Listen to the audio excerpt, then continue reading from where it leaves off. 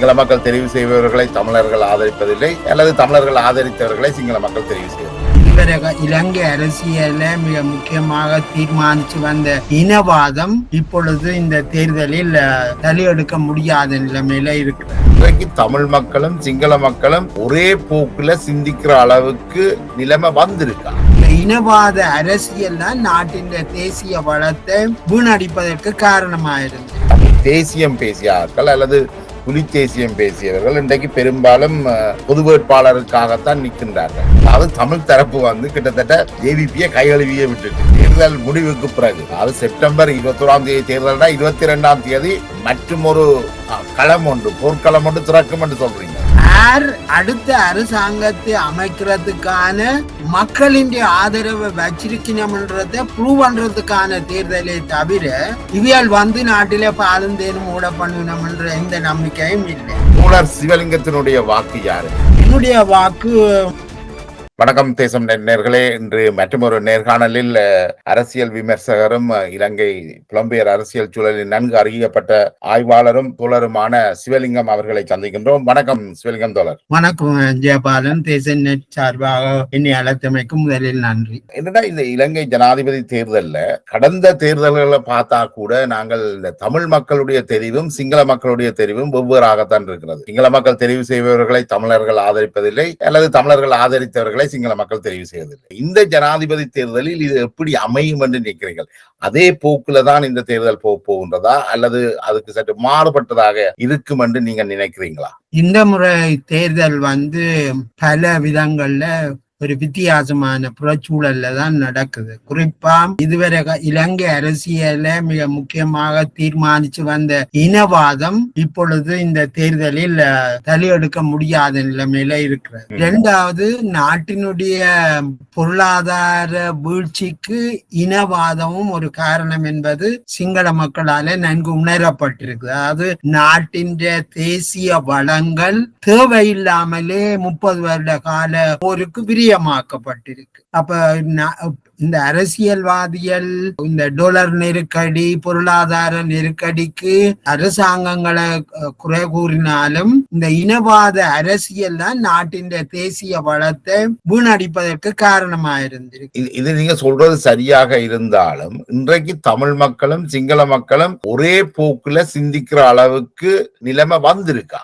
இதை நாங்கள் எப்படி பார்க்கலாம் என்றால், உதாரணமாக தமிழரசு கட்சிக்கு வெளியிலே அல்லது தமிழ் தேசியம் பேசுற அரசியல் கட்சிகளுக்கு வெளியிலே உள்ள தமிழ் கட்சிகள் பலவும் இன்றைக்கு ரணில் விக்ரமசிங்கவை ஆதரிக்கிறதாக ஒரு முடிவெடுத்து போறதை நாங்க பார்த்தா, தமிழ் அரசியல்ல கணிசமான பிரிவினர் தேசிய அரசியலோட இணக்கத்துக்கு போறதை நாங்க பார்க்கக்கூடியது தானே இருக்கிறது. ஆனா இப்ப பாத்தீங்கன்னா தமிழ் தேசியம் பேசிய ஆட்கள் அல்லது புலி தேசியம் பேசியவர்கள் இன்றைக்கு பெரும்பாலும் பொது வேட்பாளருக்காகத்தான் நிற்கின்றார்கள். இதுல குறிப்பாக டாக்டர் தேவானந்தாவும் இலக்கின் ராஜாங்க அமைச்சர் பிள்ளையானவர்களும் ரணிலிட பக்கம் நிக்கணும். தமிழ் தேசியம் புலி தேசியம் கதைத்தவர்கள் பொது வேட்பாளருக்கு நிற்கிறார்கள். தமிழரசு கட்சியில் ஒரு பிரிவினர் சஜித்தோட நிக்கணும். அப்ப இந்த போக்கு என்னண்டு இது ஒரு நாங்கள் எப்படி பார்க்கலாம் என்றால், இதுவரை காலம் அப்படியான ஒரு நிலைமையில இருந்து இப்பொழுது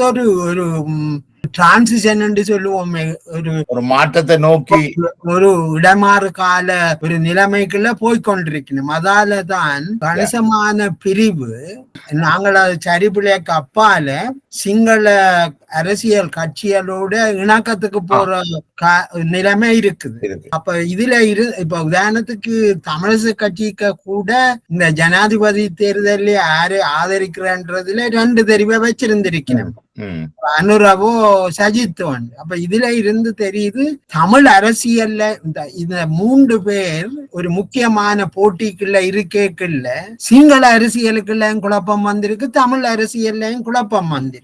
ஆனா இவ்வாறான ஒரு நிலைமை கடந்த காலங்களில இல்லை என்ற படியா இது ஒரு முக்கியமான ஒரு தேர்தல் என்றுதான் எங்க கவனத்துக்கு எடுக்கும். இல்ல, நான் கூட இதுல கவனிக்கிறேன் என்னன்னா, இப்ப தமிழ் தரப்புகள் ஒன்று ரணிலை ஆதரிக்குது, சஜித்தை ஆதரிக்குது, மற்றது தமிழ் தேசியம் காய்ச்சவர்கள் பொது வேட்பாளரை ஆதரிக்கிறார்.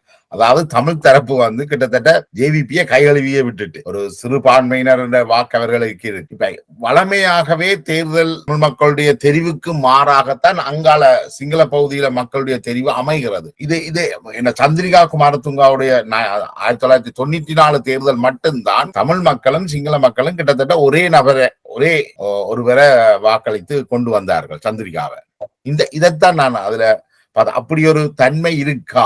இது நாங்கள் இப்படித்தான் பார்க்கலாம். கடந்த 75 வருஷ கால அரசியல்ல தமிழ் அரசியல் வந்து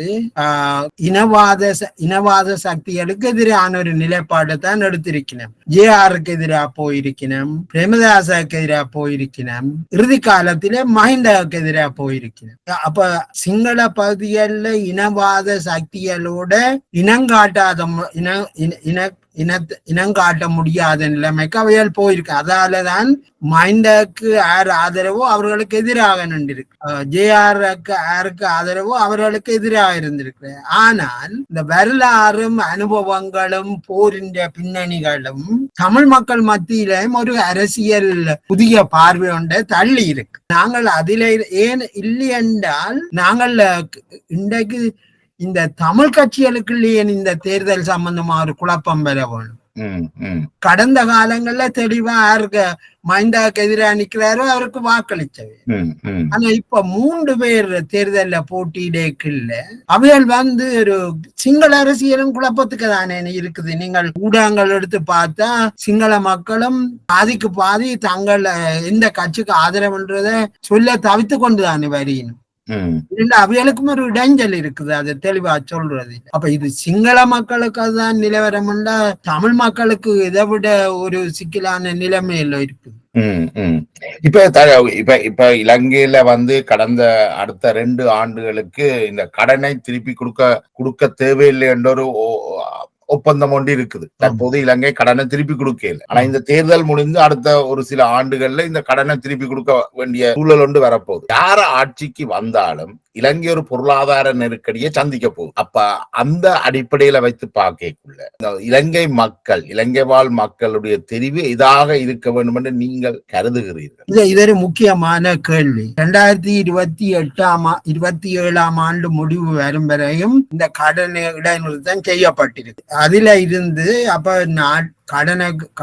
கடனுக்குரிய வட்டியோ எதுவும் கட்ட தேவையில்லை என்ற ஒரு நிலைமை 3 வருட காலங்களுக்கு இருக்குது. இதை சர்வதேச நாணய நிதியம் இலங்கைக்கு ஏன் கொடுத்ததென்றால் நாட்டின் சில பிரச்சனைகளே அவையால் ஒரு தெளிவான முடிவுக்கு, அதாவது வரவு செலவு திட்டத்தில பற்றாக்குறை வராமல், தேவையில்லாம அரசாங்க செலவினங்களை மேற்கொள்ளாமல், ஊழல்கள் இதுக்கு வாய்ப்புகளை கொடுக்காமல், அரசியல் ஒரு நிச்சயமான சூழலை கொண்டு வேணும் என்ற பல நிபந்தனைகளுடைய அடிப்படையில தான் இந்த கால இடைவெளி கொடுத்திருக்கு. ஆனால் இதுவரையும் ரணிலின் அரசாங்கம் ஊழலுக்கு இன்னும் வாய்ப்புகளை அதிக அளவு அளிச்சிருக்கு. அவையால் மந்திரிமார் எல்லாரும் ஊழலுக்குள்ளே அம்பிட்டு இருக்கணும். அந்த ஊழல்ல உள்ளவையால் பல பேர் இப்பொழுது ரணிலை ஆதரிக்கணும். உங்களுடைய கேள்வியினுடைய அடிப்படையில பார்க்கல இந்த 27ஆம் ஆண்டுக்கு இந்த அரசியல் நிதி நிலைமைகளை சரி செய்யாட்டி 28ஆம் ஆண்டு பதவிக்கு வர அரசு மிகப்பெரிய சிக்கல்களை எதிர்நோக்க போகுது. என்னுடைய அபிப்பிராயம், இந்த ரணில் விக்ரமசிங்க வெளியில இருக்கிற மற்ற கட்சிகள் இதை நல்லா தெரியும் அவைக்கு. அதாவது தாங்களும் நிம்மதியா அரசாங்கத்தை நடத்த முடியாது. அப்ப ஒரு கேள்வி வருது, அப்படின்னு அவைகள் என்ன வாய்ப்பு அவைகளுக்கு இருக்குன்னு. ஒரு தேசிய அரசாங்கம் உண்டு, அதாவது இந்த சகல பாராளுமன்றத்திலே அங்கம் வகிக்கிற சகல கட்சிகளும் ஒன்றிணைச்சு இந்த நாட்டின் பொருளாதாரத்தை ஒரு குறிப்பிட்ட காலத்துக்கு எடுத்து செல்றதுக்குரிய ஒரு பொது வேலை திட்டத்தின் அடிப்படையில இவையால் ஒரு தேசிய அரசாங்கத்தை அமைக்கிறதுக்கு நிர்பந்திக்கப்படுவேன். இப்ப இந்த பெருந்தன்மையை காட்டுறதுக்கு இலங்கையின் இந்த முக்கிய அரசியல் கட்சிகள் தயாரா இருக்கா? இது இன்னொரு முக்கியமான கேள்வி. ஏனென்றால் நாட்டின் நலனுக்காகத்தான் கட்சி மாறுறதா சொல்லி கொண்டிருக்கிறோம். பொதுஜன பிரமுனையில இருந்தவர்கள் ரணில் விக்ரமசிங்கவை ஆதரிச்சு கொண்டிருக்கிறது காரணம் நாட்டின் நலன் கருதி. அவ ரணில் விக்ரமசிங்க ஆட்சிக்கு வரக்கூடாது வாக்களிச்ச அதே கட்சியினர் அவரை ஜனாதிபதியாக்கி அவரை ஆதரிச்சு கொண்டு வருகிறார். இது என்னத்தை காட்டுதுன்னா நாட்டின் பொருளாதார அரசியல் நிலைமைகள் அவைகளின் நிலைப்பாட்டில பெரிய அழுத்தங்களை கொடுத்திருக்கு. அப்ப இவியல் விரும்பியோ விரும்பாமலோ அவையல் தேசிய அரசாங்கத்தை நடத்த முடியாது. இப்ப நீங்க சொல்றீங்க விரும்பியோ விரும்பாமலோ தேசிய அரசாங்கம் ஒன்றை உருவாக்கணும். ஆனா இப்ப என்னண்டா, இப்ப இந்த தேர்தல் கால பிரச்சாரங்களை நாங்கள் பார்த்தோம் என்றால் எந்த ஒரு கட்சியுமே தாங்கள் ஆட்சிக்கு வந்தால் பாலம் தேனும் ஓடும் என்ற அளவுல தான் தேர்தல் பிரச்சாரங்கள் நடைபெறுகிறது. நாடு இந்த நெருக்கடிக்குள்ள போது அதை நாங்கள் எப்படி சமாளிக்கணும் என்ற அடிப்படையில ஏதாவது பேசி இருக்கிறார். இதுதான் ஒரு சிக்கலான நிலவரம். இத வெளியில சொல்றதுக்கு யாரும் தயார் இல்லை. சில பேர் அதை சொல்லாமல் இருக்கணும். ஆனா நிலைமை என்னன்னா எந்த கட்சியுமே நீங்கள் அவைகளின் உள்கட்சி விவாதங்களை பார்த்தா எல்லாருக்குமே தெரியும் நாட்டை 2028 ஆண்டுக்கு பிறகு எடுத்து செல்வது என்பது மிகப்பெரிய கரைச்சலாக வரப்போகிறது. ஏனென்றால் நாடு வங்குரோத்து அறிவிச்ச நிலைமையில யாரும் கடன் கொடுக்க தயாரில்லை. இந்த நிலைமையில நாங்கள் தான் செலவினங்களை கட்டுப்படுத்தி ஊழல்கள் இதுகளை கட்டுப்படுத்தி எல்லாரும் பெல்ட்டை டைட் பண்ணி வாழ வேண்டிய ஒரு நிலைமைக்கு வருது.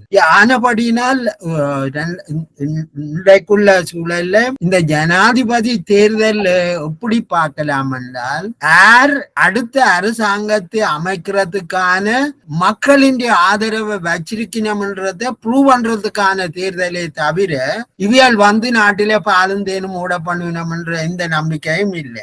இப்ப தேர்தல் நடந்து கொண்டிருக்கிற தேர்தல் பிரச்சார காலகட்டத்துல இப்ப IMF-ம் உலக வங்கியும் சொல்லியிருக்கு நீங்கள் செலவினங்களை கட்டுப்படுத்தணும். ஆனால் அரசாங்கம், ரணிலுடைய அரசாங்கமும் சரி, JVP ஏனைய அரசியல் கட்சிகளும் சரி, தாங்கள் ஆட்சிக்கு வரும் பட்சத்துல இதையெல்லாம் மக்களுக்கு வழங்குவோம் என்ற வாக்குறுதிகளை கொடுக்கணும். சம்பள உயர்வை அறிவிச்சிருக்கிறார்கள்.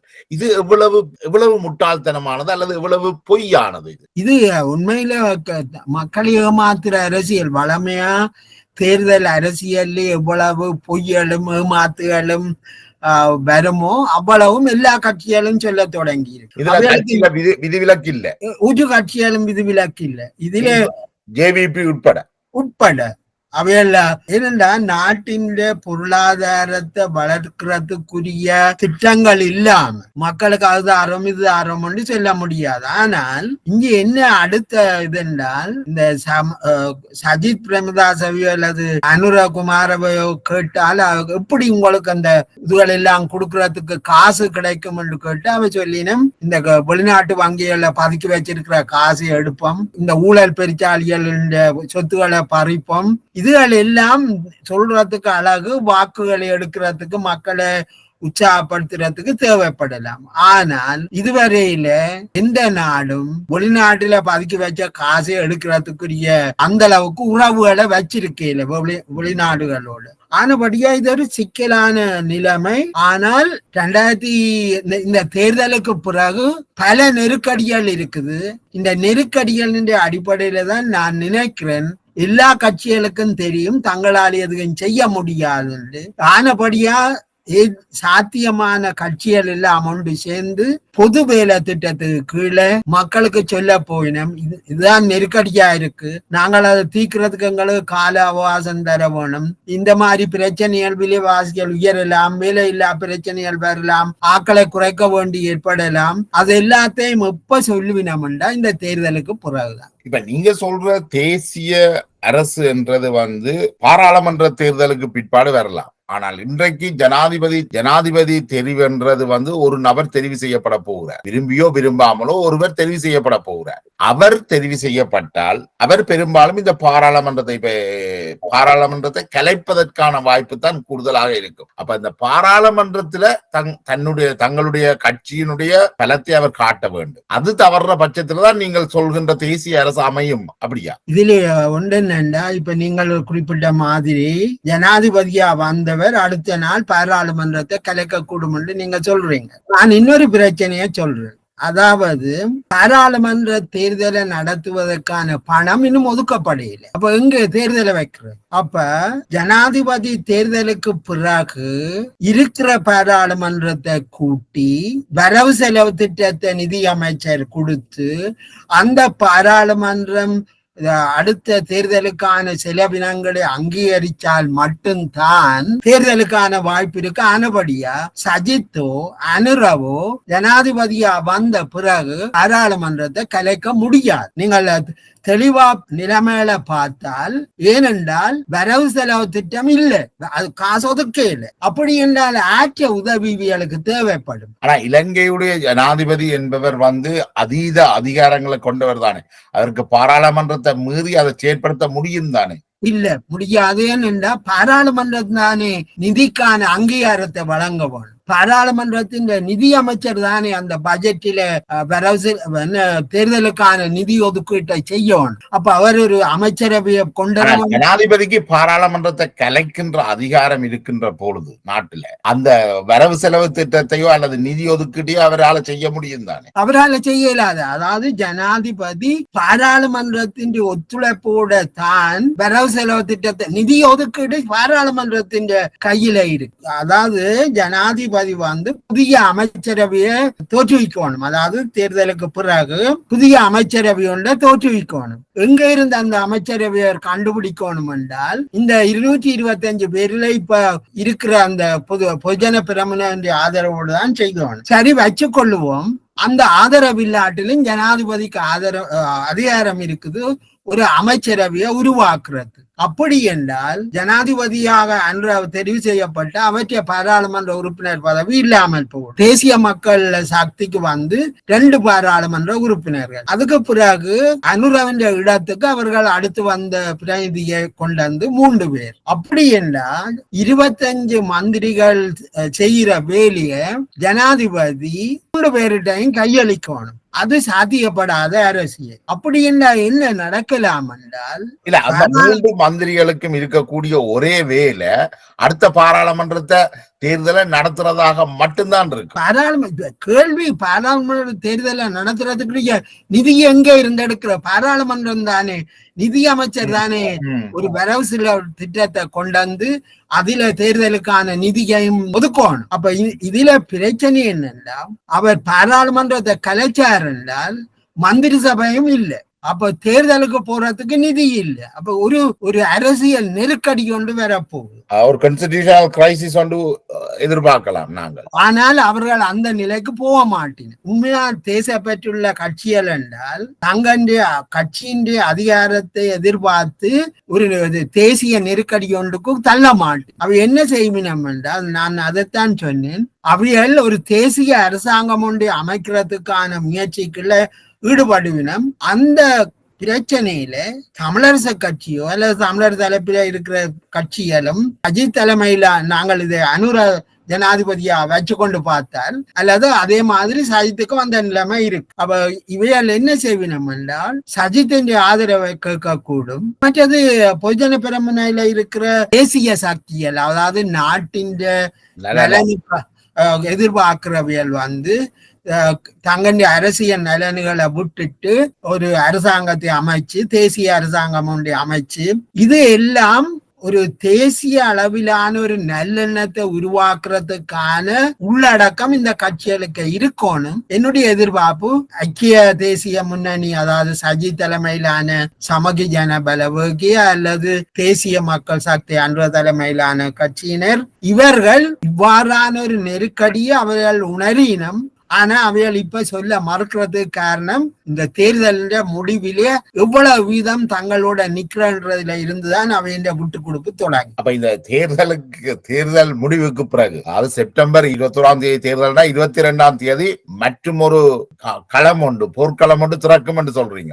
நிச்சயமாக. நீங்கள் இதை இன்னொரு விதமா விமல் வீரவன்சன் பார்வையில இருந்து அவர் என்ன சொல்றாருன்றத பார்க்கலாம். அவர் என்ன சொல்றாரு என்றால், 3 பேர் போட்டி எடுக்கிறபடியா யாரும் 50 வீதத்தை எடுக்க மாட்டேன் முதலாவது வாக்கில.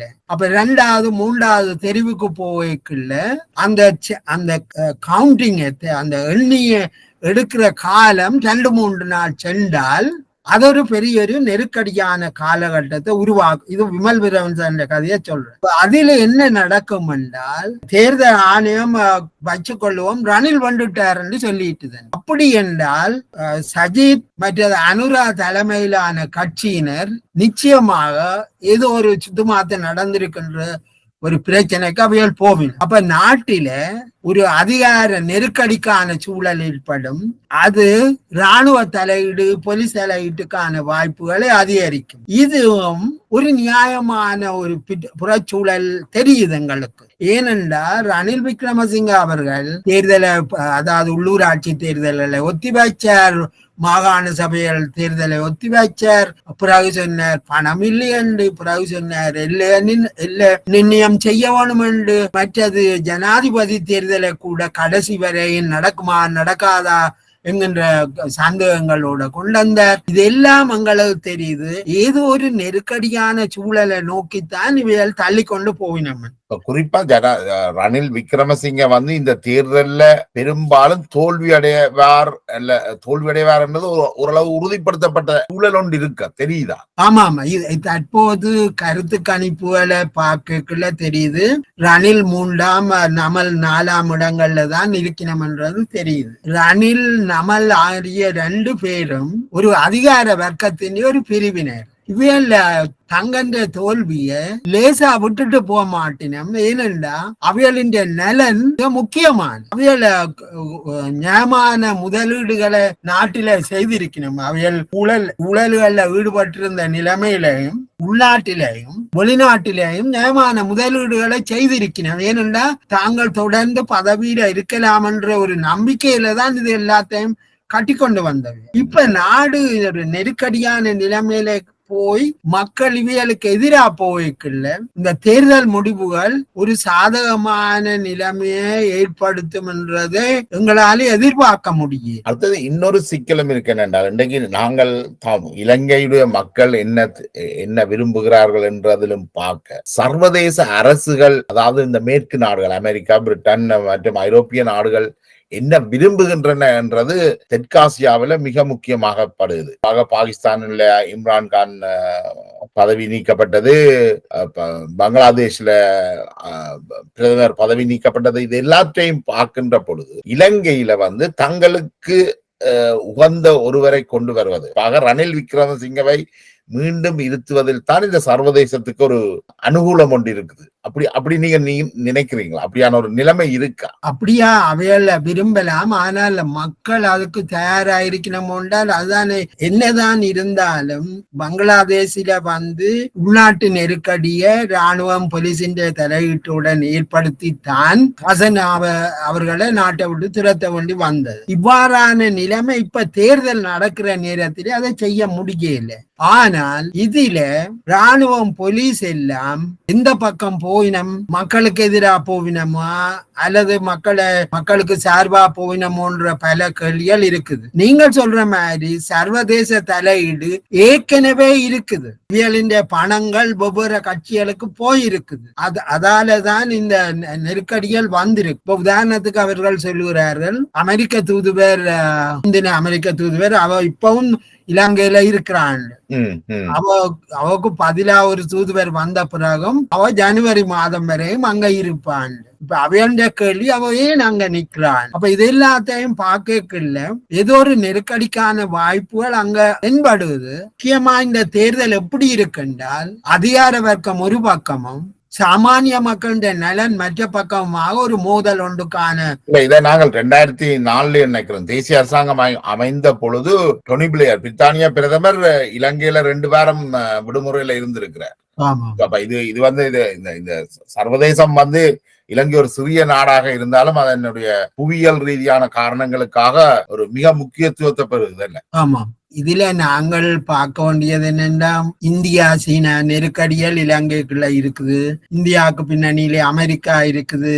இந்த நிலைமையில மக்கள் இன்றைக்குள்ள தேர்தல் நிலைமையில பார்க்கல மக்கள் சீன சார்பா இருக்கணுமோ அல்லது அமெரிக்கா இந்தியா சார்பா இருக்கணுமோன்னு பார்க்கல. அவைகளுக்கு இந்த ஊழல் இல்லாத அரசாங்கம் ஒன்றை பற்றி தான் அவையோட கவலை இருக்கு. அப்ப இந்த நிலைமையில சாமானியமா கருத்து கணிப்பு வாக்கெடுப்புகளையும் பார்க்கல மக்களுடைய கருத்து ஊழலுக்கு எதிரான ஒரு அரசாங்கம் வேணும்ன்றதுதான் தலை தூக்கி நிக்குது. தமிழ் சூழல்ல ஒரு பொது வேட்பாளர் நிறுத்தப்பட்டிருக்கிறார். இது இது இது எதையுமே கணக்கில் எடுக்காமல் தமிழ் பொது வேட்பாளரோடு நிறுத்தப்படுகிறார். சும்மா கிடந்த சங்கை ஊதி கெடுத்தவரா போறாரா? இது ஒரு முக்கியமான, நாங்கள் இதை இன்னொரு வித்தியாசமான கோணத்தில பார்க்கிறது அவசியம். அதாவது இந்த தமிழ் பொது வேட்பாளர் என்ற கோரிக்கை சிங்கள பெருந்தேசியவாத உளவு பிரிவின் ஒரு முயற்சியாக ஏன் இருக்கிறார். பல தமிழ் கட்சிகளின் உருவாக்கம் இந்த உளவு பிரிவின்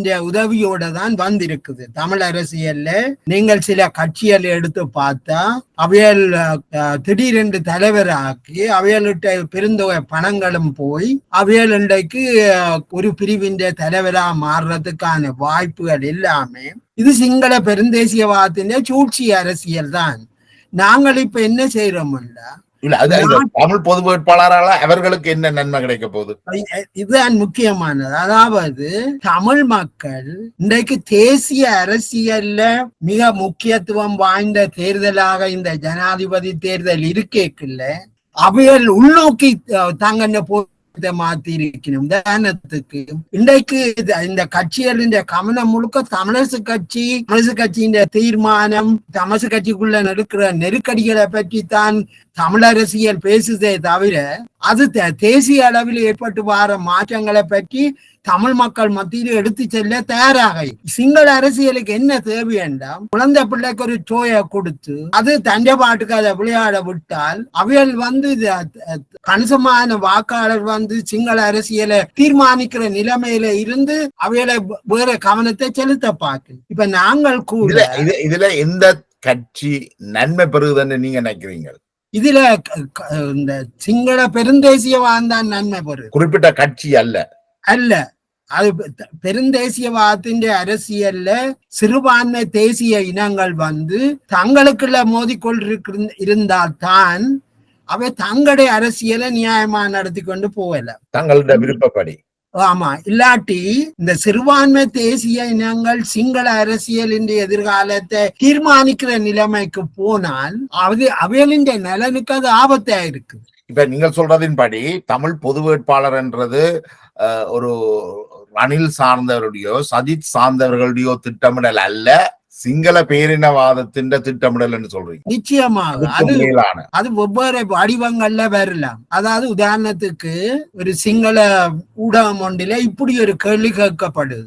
அதாவது தமிழ் மக்கள் நீண்ட காலமாக ஏமாற்றப்பட்டு வந்து சிங்கள தலைமையில் இதை சுமந்திரனை பார்த்து தான் கேள்வி கேட்கப்படுது. என்னென்னா தமிழ் மக்கள் ஏமாற்றப்பட்டிருக்கணும், இந்த சிங்கள பெரும்பான்மை கட்சிகள் தமிழ் மக்களை ஏமாற்றி வந்திருக்கு. அவையில் யோசிக்கணும், இந்த நேரத்தில நாங்கள் எங்கென்ற ஒற்றுமைய உலகத்துக்கு காட்ட வேணும், அதுல என்ன பிழை இருக்கு, நீங்களே எதிர்க்கிறீர்கள். இது எங்க நடக்குது?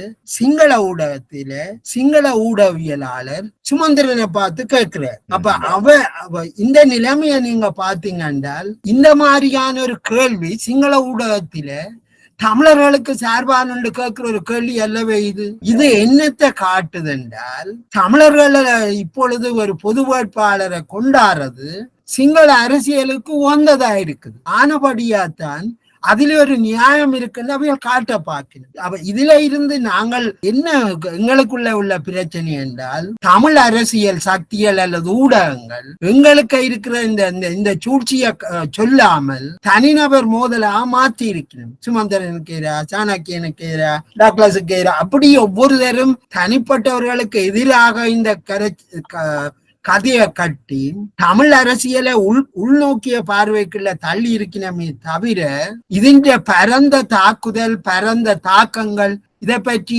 பேசுறதுக்கு தமிழ் அரசியல் தயாராகவே இல்லை. என்னென்றால் உண்மையிலேயே இலங்கையுடைய வடக்கு கிழக்கினுடைய தமிழ் அரசியலை பார்த்தீங்கள் என்றால் இந்த அரசியல் கட்சிகள் மக்களுக்கு வழிகாட்டினார்கள் என்றதிலும் பார்க்க மக்கள் தான் இந்த அரசியல் கட்சிகளை பின்னுக்கு இழுத்து கொண்டு போயிருக்காங்க. ஏன்னா மக்கள் தான் பெரும்பாலும் முடிவை எடுத்திருக்கிறார்கள். அது கடந்த கால தேர்தல்கள்ல கூட மக்கள் இந்த பக்கம் நிக்கணுமோ அந்த பக்கம் தான் இவர்கள் வாக்களிக்க தூண்டப்பட்டார். இப்ப இந்த ஜனாதிபதி தேர்தல்ல கூட தமிழ் மக்கள் தமிழ் பொது வாழ்ப்பாளரை நிராகரிக்கிறதுக்கான வாய்ப்புகள் அதிகம் இருக்கிறதாக பேசப்படுது.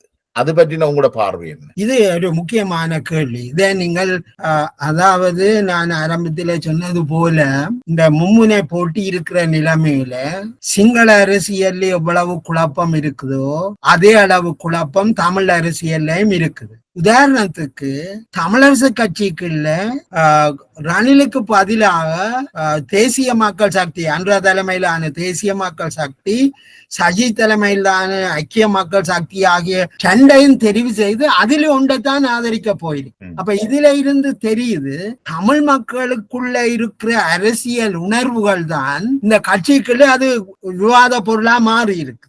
அந்த அடிப்படையில பார்க்கல கடந்த தேர்தலில், அதாவது 2020 நடந்த ஜனாதிபதி, 2019 நடந்த ஜனாதிபதி தேர்தலில் சஜித்தும் ரணில் விக்ரமசிங்கவும் ஒரு கட்சியில இருந்தவர். ரணில் விக்ரமசிங்க போட்டியிடாமல் சஜித்தை தான் போட்டியிட வைக்கிறார். நாங்கள் அப்ப இதுல இருந்து பார்க்கணும், ரணிலும் ஏதோ ஒரு சூழ்ச்சி திட்டத்தின் அடிப்படையில தான் அவர் தான் போட்டியிடாமல் இவரை முன்னுக்கு விடுறார். ஆனால் தமிழ் மக்கள் பெரும்பான்மையானவர்கள் சஜித் பிரேமதாசக்கு சார்பா ஓட் பண்ணினும், ஏனென்றால் மற்ற பக்கத்துல ராஜபக்ச குடும்பம் இருக்கிறபடியா இப்ப ராஜபக்ச குடும்பத்தை காணல. அப்ப தமிழ் மக்களுக்கு இப்ப ஒரு குழப்ப நிலை வந்திருக்கு. ராஜபக்ச குடும்பத்துக்கு வெளியில உள்ள 2-3 பேர்ல யாரோ தெரிவு செய்யறாங்க. அப்ப இதுல அவைகள் பார்க்கணும், கடந்த முறை நாங்கள் வாக்களித்த போதிலையும் அவர் வெள்ளாட்டிலும் அவர் ஒரு இனவாதியாக செயற்படையில. ஆனபடி அவர் நினைக்கணும், இப்ப அனுரா தலைமையிலான தேசிய மக்கள் சக்தி தமிழ் மக்கள் மத்தியில நம்பிக்கைய எடுக்கிறதுக்கு இன்னும் காலம் பத்தாது. அவைகள் அதுக்கான தயாரிப்பு வேலையை ஏற்கனவே செய்யல. ஆனால் இந்த ஐக்கிய மக்கள் சக்தி, சஜித் தலைமையிலான ஐக்கிய மக்கள் சக்தி அந்த தயாரிப்பு வேலையை ஏற்கனவே செய்திருந்ததாலேயும், ஏற்கனவே சஜித் பிரேமதாசோட சுமந்திரன், சாணக்கியன் போன்றோர் நெருக்கமான உறவுகளை வச்சிருந்ததாலேயும் அவர்கள் அந்த தமிழ் மக்கள் மத்தியிலையும் அதுக்கான ஒரு நம்பிக்கை ஏற்படுத்தி இருக்கு. அதுபடியா நீங்கள் குறிப்பிடுற மாதிரி தமிழ் மக்களுடைய அரசியல் பார்வை கடந்த 2019 ஆண்டு போலத்தான் இம்முறையும் அவர்கள் சஜித் பிரேமதாச நோக்கி நகர்றது ஆச்சரியப்படுறதுக்கு இல்லை.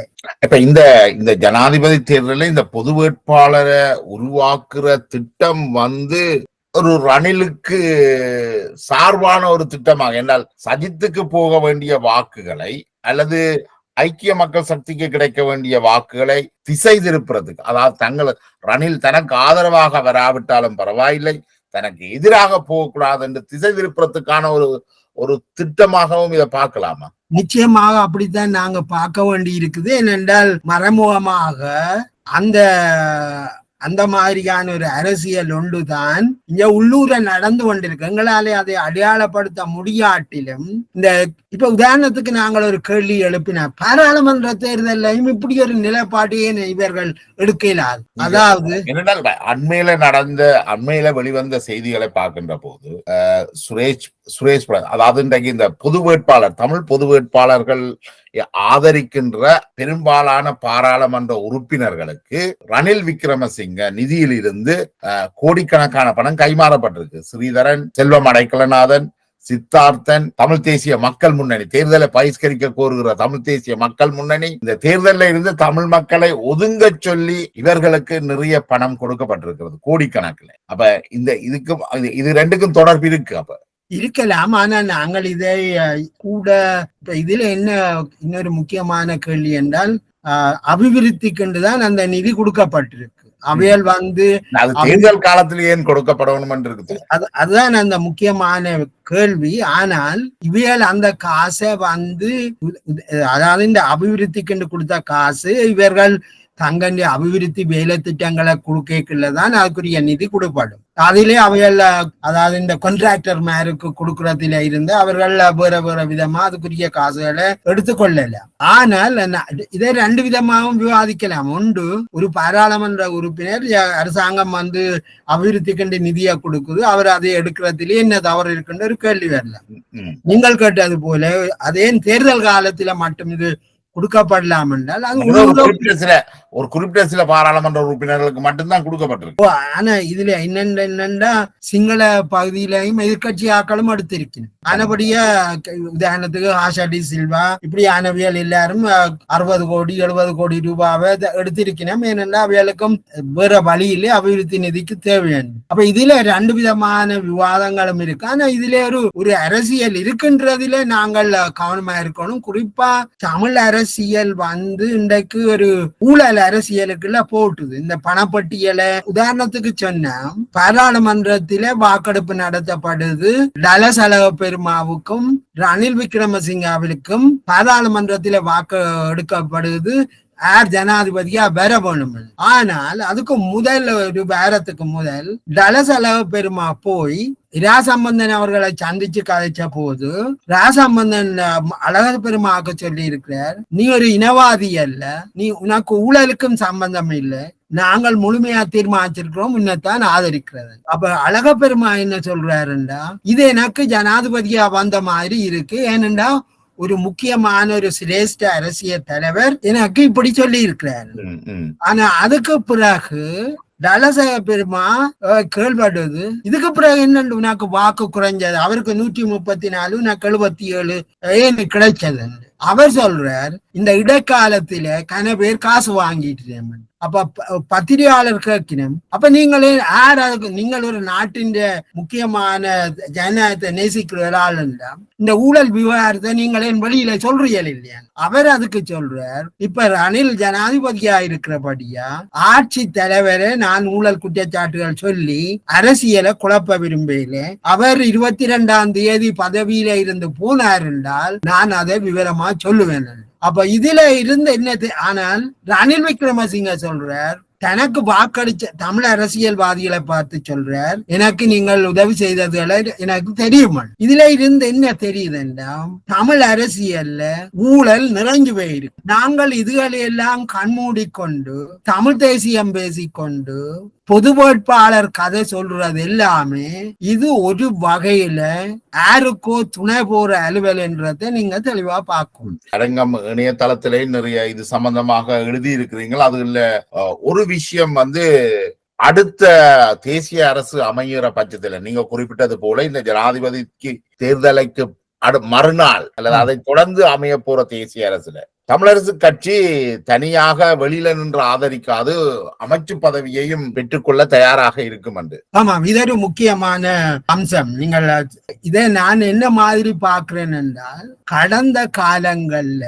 தமிழ் அரசியல் தலைமை அவைகளுக்கு ஆதரிச்சிருக்கான மந்திரி, உதாரணத்துக்கு மைத்திரிபால சிறிசேனாவினுடைய அரசாங்கத்திலே அந்த அரசாங்கத்தை ஆதரிச்சிருக்கணும், ஆனால் மந்திரி பதவியை எடுக்கல. ஆனால் இப்ப என்ன நடந்திருக்கின்றால், தமிழ் அரசு குறிப்பா தமிழரசு கட்சிக்குள்ள நடக்கிற விவாதங்களை நாங்க பார்த்தால் 2 விதமான போக்கு காணப்படுது. அதாவது பிரிவினைக்கான அரசியல் ஒன்று தமிழ் தேசியம் என்ற போர்வையில நடக்குது உள்ளுக்கு. 2வது ஐக்கிய இலங்கைக்குள்ள தேசிய இன பிரச்சனைக்கான தீர்வை சமஷ்டி அடிப்படையிலான அதிகார பரவலாக்கல் முறையிலான தீர்வாக அவர்கள் பார்க்கணும். இதுல என்னுடைய அபிப்பிராயம், ஐக்கிய மக்கள் சக்தி அதாவது சஜித் தலைமையிலான ஐக்கிய மக்கள் சக்திக்கும் சுமந்திரன் சாணக்கியன் போன்றவர்களாலையும் ஒரு அரசியல் இணக்கம் ஒன்று வந்திருப்பதாக தெரிகிறது. அதாவது தமிழ் மக்கள் 2019 ஆதரிச்சிருக்கணும், 2024 ஆதரிக்க போயினும் இந்த நிலைமை சாத்தியம் என்றால் சஜித் பிரேமதாஸ் தலைமையிலான அரசாங்கம் ஒன்று அமைகிற பட்சத்திலே தமிழ் மக்கள் மட்டுமில்லை, முஸ்லிம் மலிய மக்களும் அதிலே அமைச்சர்களாக இருப்பார்கள். இது தேசிய மக்கள் சக்தியும் சொல்லுது, எங்களுடைய அரசாங்கம் வந்தால் எல்லா சமூகத்தில இருந்தும் மந்திரி மாதிரி இருப்பினோம், நாங்கள் வேண்டோமோ இல்லையோ. அப்ப இது கிட்டத்தட்ட அமைச்சர் தோழர் டக்ளஸ் தேவானந்தாவின் அடிகளை பின்பற்றுற ஒரு போக்கை நாங்கள் எதிர்காலத்துல பார்க்கலாம். நான் நினைக்கிறேன் அந்த டக்ளஸ் தேவானந்தாண்டிய அரசியல் அது தேசிய அரசியல் அல்லவே. அவர் யார் பதவிக்கு வரியினமோ அவர்களோடு எல்லாம் அவர் இணங்கி போறார். அது மட்டுமல்ல, தமிழ் மக்களுடைய அடிப்படை உரிமைகளை இந்த அரசாங்கம் பறிக்கைக்குள்ளே அவர் அதிலேயே இருந்து கொள்றார் தானே. இது அந்த மாதிரியான ஒரு ஆதரவு அல்ல. இது நாட்டின் தேசிய அபிவிருத்தியை மேற்கொள்றதுக்கும் தேசிய இன பிரச்சனைக்கான தீர்வை தெளிவான அடிப்படையில தீர்க்கிறதுக்குமான திட்டங்களை வச்சிருக்கிற ஒரு கட்சியோட அவையல் இணக்கத்துக்கு போயிடும். அதாவது வெண்டான தோற்றாயின்னு நீங்கள் இந்த திட்டங்களை கொள்கைகளை மாறாமல் வச்சிருக்கும் வரையும் நாங்கள் உங்களோட நிற்போம். அது அவர்கள் இப்ப சொல்றது. ஆனா அவர்கள் தொடர்ந்து அந்த பின்பற்றா இல்லையான்றத காலம்தான் பதில் சொல்றோம். ஆமா, நிச்சயமாக அதுதான். ஆனா இன்றைக்குள்ள அரசியல் போக்குகள் மற்றது சிங்கள அரசியலும் புதிய தலைமுறை அரசியலுக்கு வந்திருக்கு. இப்ப நீங்கள் சொல்ற இந்த விஷயம் இப்ப தமிழரசு கட்சிக்குள்ள ஒரு பாரிய நெருக்கடியை கொண்டு வரும். இப்ப உள்ள தமிழரசு கட்சியின் பிரதிநிதிகளான ஸ்ரீதரன் போன்றவர்கள் இப்ப அவர் பொது வேட்பாளருக்கு ஆதரவு என்று சொன்னாலும் லண்டன்ல கற்பக விநாயகருடைய தொப்பைக்குள்ள ஒளிந்திருக்கிறார். இவர் செப்டம்பர் 22 பிறகு இவருடைய எதிர்காலத்தை பிள்ளையாரால காப்பாற்ற இயலுமா? அவரால, அதாவது இதுக்கு நான் என்ன மாதிரி சொல்லாம என்றால், தமிழரசு கட்சி ஒரு முடிவுக்கு வந்துட்டு, அதாவது இனி கட்சிக்குள்ள ரெண்டு குரல்ல பேசுறதுக்கான வாய்ப்பு இனி இடம் இல்லை. இது என்ன நடக்குதுன்னா, அரசியல் கட்சியின் தலைமைக்கு பெரிய நெருக்கடி. யாரும் நம்ப மாட்டேன். ஒரு கட்டுப்பாடு இல்லாம போய் கொண்டிருக்கு. ஆனபடியா ஸ்ரீதரன் ஆயிரக்கணக்கான வாக்குகளை வச்சிருக்கலாம்.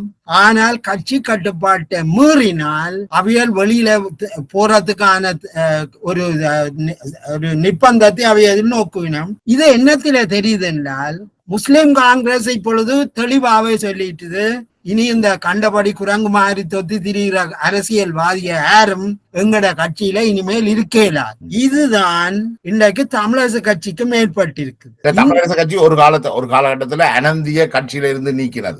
ஆனால் அதே தவறுகளை இழைத்துக் கொண்டிருக்கிறவர்கள் இன்னும் கட்சியில இருக்கிறார்கள். இது ஒரு நெருக்கடி வருது. அதாவது கட்சியின் உட்கட்சி ஜனம் பலவீனமாயிருந்தால் இவியல் நாட்டின் ஜனத்துக்காக கதைக்க இயலாது. இந்த நிலைமையில என்னுடைய அபிப்பிராயம், எதிர்வரும் காலங்கள்ல தமிழரசு கட்சிக்குள்ள மிகவும் கடுமையான ஒரு போக்கு இருக்கும். அது வெற்றி தோல்விக்கு அப்பால தமிழ் மக்களுடைய அரசியலை ஒரு நிலையான வடிவத்துக்கு எடுத்து செல்றதுக்கான ஆரம்பம் இப்பொழுது தொடங்கி இருப்பதாக தெரிகிறது. உதாரணத்துக்கு தமிழரசு கட்சி கடந்த வவுனியால நடந்த கூட்டத்தில முடிவெடுத்திருக்குது, அரியநேந்திரன் அவர்களுக்கு ஆதரவளிக்கிறதுல அதே நேரத்திலே அவர் அந்த தேர்தலில் இருந்து விலக வேணும்.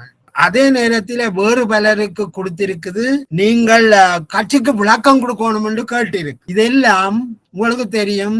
முஸ்லிம் காங்கிரஸ் நசீர் என்றவர் பாராளுமன்ற உறுப்பினரா மந்திரியா இருந்த நிலைமையிலே கட்சிக்கு முடிவுக்கு வெளியில போனதுக்காக கட்சி முடிவெடுக்க உயர் நீதிமன்றம் அது சரி என்று சொல்லித்தான் பதவி இழந்திருக்கு. அது மாதிரி சஜித் தலைமையில அருண் பெர்னாண்டோ மனுஷன் நாணயக்காரா எல்லாரும் கட்சியின் முடிவுக்கு வெளியில போய்க்கல உயர் நீதிமன்றம் சொல்லி இருக்கு அது சரி என்று.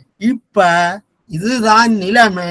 ஆனபடியா தமிழ் அரசியல்லையும் இந்த கட்சி கட்டுப்பாடுகளை மீறுகிறவையில் கட்சிக்குள்ளே எந்த அளவு பலம் வாஞ்சவையா இருந்தாலும் இருப்பது இதை தமிழ் மக்கள் ஆதரிக்க கூடாது. அப்ப இது ஒரு புதிய நெருக்கடி. இந்த ஜனாதிபதி தேர்தல் தமிழரசு கட்சிக்குள்ள புதிய இன்னொரு நெருக்கடியை கொண்டு வந்திருக்கு. ஏற்கனவே அவர்கள் கட்சி சார்ந்த நீதிமன்றத்துல தான் நீக்கினோம். இப்ப இது இன்னொரு நெருக்கடியை கொண்டு வரும். அரியநேந்திரன் தமிழரசு கட்சியை இந்த முக்கிய உறுப்பினர், அவர் கட்சியின் முடிவுக்கு எதிராக போட்டியிடுகிறார். ஸ்ரீதரன் அவரை ஆதரிக்கிறார். இது இப்ப இதுல கௌரவமான வேலை என்ன, உதாரணத்துக்கு பாருங்க, சஜித் பிரேமதாசன் அதாவது ஐக்கிய மக்கள் சக்தியில தலதா அத்துக்கோரல் என்ற பாராளுமன்ற ரத்னபுரி பகுதியை சேர்ந்த பாராளுமன்ற உறுப்பினர், அவர் ஐக்கிய தேசிய கட்சியில இருந்து பிறகு சஜித்தோட போனவர். அவர் போன கிழமை தான் ராஜினாமா செய்ய சொல்றார். நான் உங்களுக்கு இடையில ஐக்கியத்தை ஏற்படுத்த முயற்சிச்சேன், சரி வரையில எனக்கு இந்த கட்சியில இருந்து கொண்டு நான் ரணில் தான் அவர் சரியான இன்றைக்கு இந்த ஒரு நாட்டின் பொருளாதாரத்தை வளர்க்கறதுக்கு சரியான முடிவெடுத்திருக்கிறார்.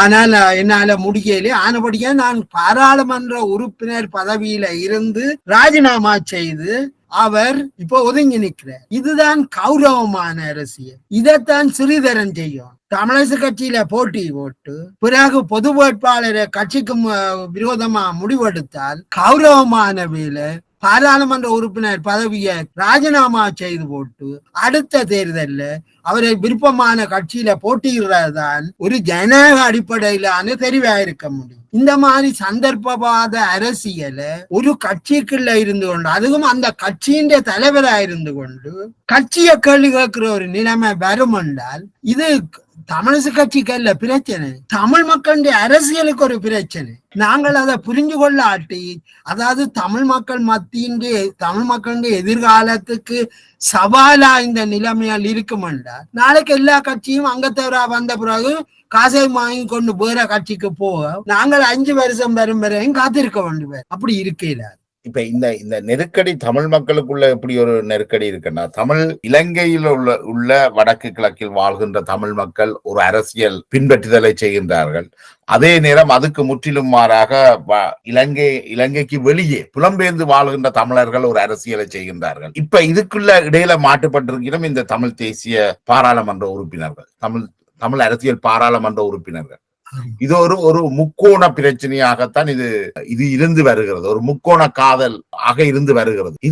இது எங்க இதுக்கான முற்றுப்புள்ளி வரும் நினைக்கிறீங்க? இதுல என்னன்னா, இதுங்க ஆரம்பம் ஊழல் அரசியல் தான். இதுங்க ஆரம்பம் எங்க பாராளுமன்ற உறுப்பினர்கள் பணத்துக்கு விலை போறதுக்கு இப்பவும் தயாராக இருக்கிறேன். நான் ஆரம்பத்தில குறிப்பிட்டது போல ரணில் விக்ரமசிங்க ஜனாதிபதியா வார வாக்களிப்பில தமிழ் பாராளுமன்ற உறுப்பினர்களும் வாக்களிச்சிருக்கிறேன். தமிழரசு கட்சி ஒரு முடிவு எடுக்க இவர்கள் வேறு முடிவுல போய் வாக்களிச்சவை பணப்பட்டிக்காக. இன்றைக்கு இலங்கையில ஒரு மிக முக்கியமான தேர்தல் நடக்கல தமிழரசு கட்சியின் தலைவரா தெரிவு செய்யப்பட்ட ஒருவர் வெளிநாட்டில தேர் திருவிழா பாக்குறதுக்கு வாராருன்னு சொன்னா அவர் அந்த தேர்தலையும் மக்களையும் எவ்வளவு நேசிக்கிறார்ன்றதை நாங்கள் நன்றாக புரிஞ்சு கொள்ள முடியும். இங்க முக்கியமானது என்னன்னா, புலம்பெயர் தேசங்கள்ல இருக்கிற பிரிவினவாத சக்திகள், அதாவது நாட்டை பிளவுபடுத்தி தமிழ் மக்களை கூறு போட்டு தொடர்ந்தும் சிங்கள பிரிவினவாதத்துக்கு அடிமையா வச்சிருக்க வேணும், அதில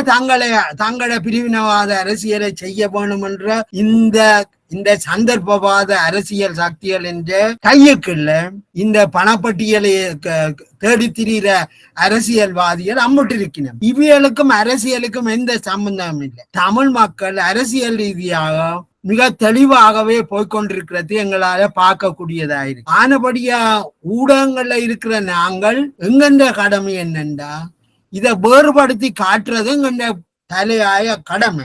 அதாவது தமிழ் மக்கள் என்ற எதிர்காலத்துக்காக எங்க எதிர்கால சந்ததியை பணப்பட்டிக்கு விலை பேசுகின்ற அரசியல் சக்திகளை அம்பலப்படுத்தாத வரை தமிழ் அரசியல்ல நாங்கள் ஒரு நியாயமான மாற்றத்தை காணல.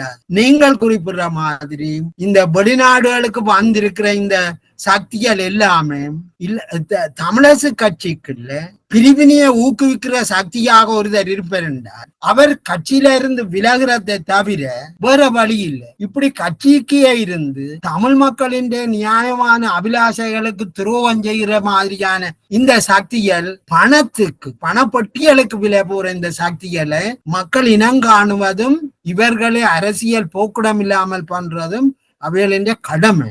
தோழர் சிவலிங்கத்தினுடைய வாக்கு யாருக்கு? என்னுடைய வாக்கு எனக்கு வாக்கு உங்களுக்கு தெரியும். வாக்கு இல்ல, ஆனா வாக்கு யாருக்கு அளிப்பீர்கள்? என்னுடைய ஆதரவு தேசிய மக்கள் சக்திக்கு தான் இருக்கிறது, என்பிபிக்கு. ஆமாம். ஏன் என்பிபிக்கு உங்களுடைய வாக்கு? இது என்னத்துக்கான இது பல காரணங்கள். சுருக்கமாக சொல்வதா இருந்தால் தமிழ் மக்கள் ஒரு நீண்ட போராட்டத்துக்குள்ளால வந்திருக்கணும். தமிழ் மக்கள் தங்களுடைய எதிர்காலத்தை அல்லது தமிழ் மக்களுடைய அரசியல் எதிர்காலத்தை தீர்க்கிறதா இருந்தா சிங்கள அரசியல் ஒரு மாற்றம் ஏற்பட வேணும். அந்த மாற்றத்துக்கு ஏற்பட்ட அந்த மாற்றங்களோடு தமிழ் அரசியலும் சேர்ந்து பயணிக்கணும். அந்த அடிப்படையில தேசிய மக்கள் சக்தி என்று சொல்ற அந்த அமைப்பு 2017 ஆண்டுக்கு பிறகு, குறிப்பா 2018 பிற்பாடு பலமான மக்கள் சக்தியாக சிங்கள மக்கள் மத்தியில வளர்ந்து வருது. ஜேவிபி என்ற கட்சி அதன் அங்கமாக இருக்கே தவிர அனுர குமார திசாநாயக்க தேசிய மக்கள் சக்தி என்ற கட்சியினுடைய வேட்பாளராகத்தான் இருக்கிறார். தேசிய மக்கள் சக்தி ஐக்கிய இலங்கைக்குள் தேசிய இனங்களின் சம உரிமையை வலியுறுத்தி நிற்கும். மதச்சார்பற்ற அரசு ஒன்றை வலியுறுத்தி நிற்குது. நாட்டில பொருளாதார வளர்ச்சிக்கு சகல மக்களினுடைய பங்களிப்பும் அவசியம் என்று சொல்லுது. இனவாதம் பெரும்பான்மைவாதத்துக்கு எதிராக செல்கிறது. எனவே அவ்வாறான ஒரு கட்சி தான் தமிழ் மக்களினதும் ஏனைய சிறுபான்மை தேசிய இனங்களினதும் ஜனநாயக எதிர்காலத்துக்காக குரல் கொடுக்க வல்ல கட்சியாக நான் பார்க்கிறேன். அவர்கள் வென்றார்களோ தோற்கிறார்களோ அல்ல பிரச்சனை. நாட்டின் எதிர்காலத்துக்காக, தமிழ் மக்கள் தங்களுடைய சமுதாயத்தின் எதிர்காலத்துக்காக ஒரு நல்லதொரு அரசியலை நோக்கி பயணிக்கணும் என்றால் அவர்களுடைய பார்வையை நோக்கி செல்வதுதான் பொருத்தமாயிருக்கும். மீண்டும் ஒரு உரையாடல்ல இதனை தொடரலாம் நினைக்கிறேன். உங்களுடைய இவ்வளவு நேரத்துக்கும் நன்றி தோழர் சிவலிங்கம். நன்றி.